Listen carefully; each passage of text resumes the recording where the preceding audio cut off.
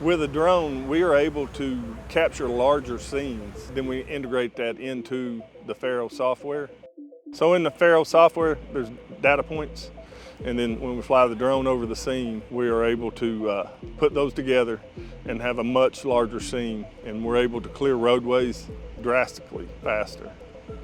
There's a lot of times that we're working a crash scene on an open road and traffic's still rolling through. Keeping the roadway open, they like for them to get open as quickly as possible. A lot of agencies buy drones just for the sake of putting the drone up and taking some aerial pictures, not realizing that the drone has the capability to create a three-dimensional point cloud, which can then be measured. So we're still talking about capturing millions of data points just from photographs that can be used to take measurements later. And when you merge those with the scan data, you have a really very saturated and a very wide area of your scene, not just the scene itself, but the surrounding areas of the scene. You can create 3D models, you can do orthographic photographs, you can do animations with those 3D models in the 3D point cloud. It's pretty amazing.